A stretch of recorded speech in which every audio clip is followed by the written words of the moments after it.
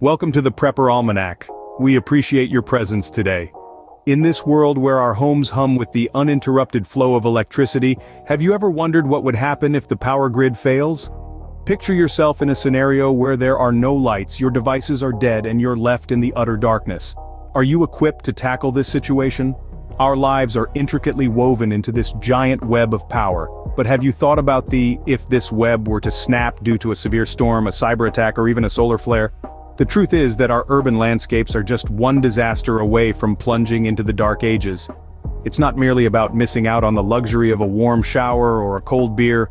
It's about the potential loss of communication, the struggle to light our homes, and the challenge to prevent our food from spoiling. This is why preppers are always prepping. So how can one for such an eventuality? The key to survival in a power outage lies in your hands, and it all begins with understanding how to generate your own power. In today's video, we are going to discuss 7 ways to generate power after the grid goes down. If you find this video valuable, don't forget to like it, and subscribe to our channel. Feel free to share it with others, and stay tuned till the end. We would love to hear your thoughts about the video in the comment section below. Thanks, preppers. Harnessing the power of the sun, one of the most abundant resources on the planet, is a great start.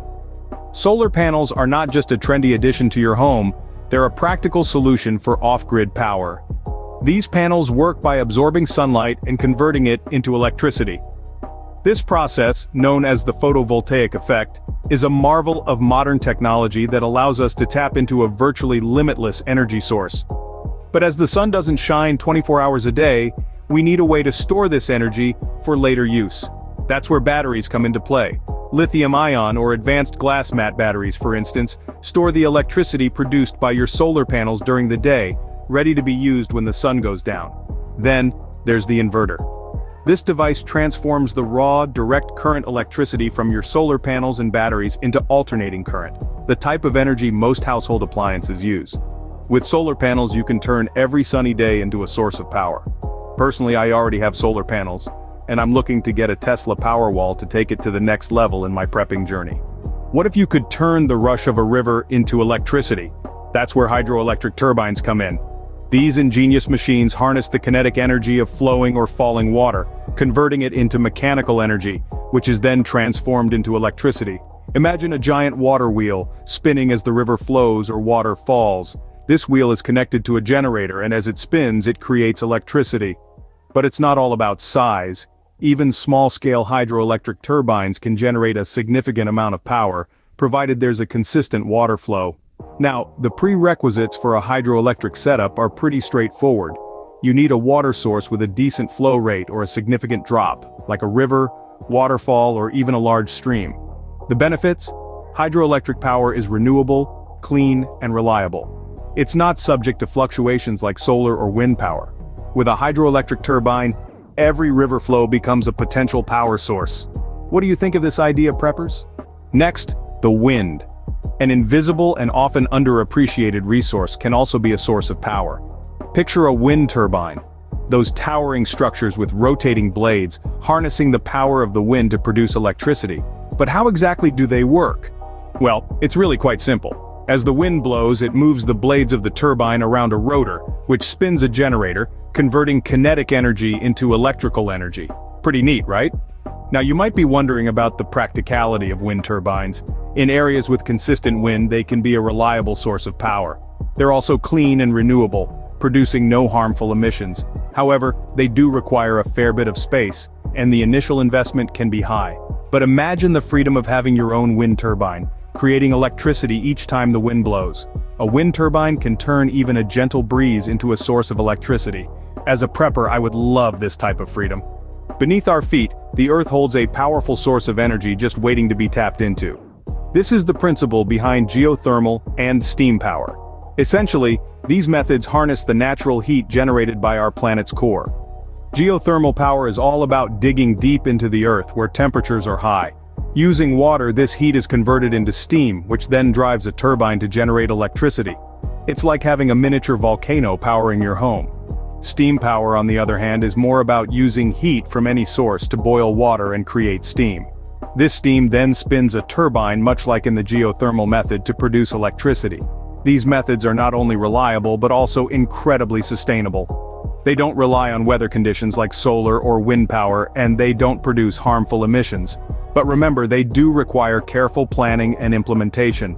These are not simple DIY projects. With geothermal and steam power, the heat beneath your feet becomes a steady power source. Did you know that the natural decay of organic material can be a source of power? Yes, we're talking about biomass power generation. It's a method that harnesses the energy stored in organic matter like wood, crops, and even waste, converting it into electricity. At its core, biomass power generation operates on a simple principle. Organic material, also known as biomass, is burned, producing steam. This steam then turns turbines, generating electricity. It's a bit like a high school science experiment, but on a much larger scale. But why use biomass? Well, besides being renewable, it's also a great way to repurpose waste. Your garbage suddenly becomes a valuable asset. However, it's not all sunshine and rainbows. Biomass power generation requires a substantial amount of raw material, and it does produce some emissions. But with careful management and modern technology, these challenges can be minimized. Biomass power generation turns waste into a valuable energy resource. I'm going to really look further into this idea as I want to incorporate this into my prepping journey. Sometimes the old ways can still be reliable. Gas and diesel combustion generators are a case in point. These stalwarts of the energy world operate on a relatively straightforward principle. Fuel, be it gas or diesel, is burned to create mechanical energy. This mechanical energy is then converted into electrical energy, providing a reliable and efficient source of power. One of the key benefits of these generators is their portability. They're compact, easy to transport, and can be set up pretty much anywhere, making them ideal for situations where mobility is a factor. Plus, they're readily available and relatively inexpensive. However, there are a few things you need to consider. These generators require a steady supply of fuel, which might not always be readily available in a post-collapse scenario. They also produce exhaust gases, so they need to be used in well-ventilated areas. A gas or diesel generator can be a reliable power source, especially in short-term scenarios. Finally, we come to one of the oldest methods of generating power: fire. A force of nature, harnessed by humanity since the dawn of time, fire can be a potent source of energy, even in the most challenging circumstances. One of the most straightforward ways to convert fire into power is through the use of a thermoelectric generator. This device creates electricity by exploiting the temperature difference between a heat source like fire and a cooler area. Fire's benefits are numerous. It's readily available, requires no advanced tech, and can be fueled by readily available materials like wood or even waste. However, it comes with its considerations. Fires require constant attention and fuel, and they can pose safety risks, if not properly managed. But with careful planning and respect for its power, fire can provide a reliable source of energy long after the grid has gone silent. Fire, in its primitive simplicity, can still be a vital source of power when all else fails. And that brings us to the end of our exploration of power generation methods for preppers. I definitely have more ideas to research and incorporate after doing the research for this video. We've journeyed from the high-tech world of solar panels and wind turbines to the primal power of fire. Each method has its benefits and drawbacks, and the best choice depends on your specific prepper circumstances. But regardless of your choice, remember, knowledge is power. The more you understand about these power generation methods, the better prepared you'll be when you need them. If you have any questions or if there are any topics that you'd like to see us cover in future videos, please let us know in the comments section below. We love hearing from you and getting ideas for future videos. What did you think of today's video? Let us know that as well. Don't forget to hit the like button if you found this video useful, and subscribe to our channel for more prepping guides and tips.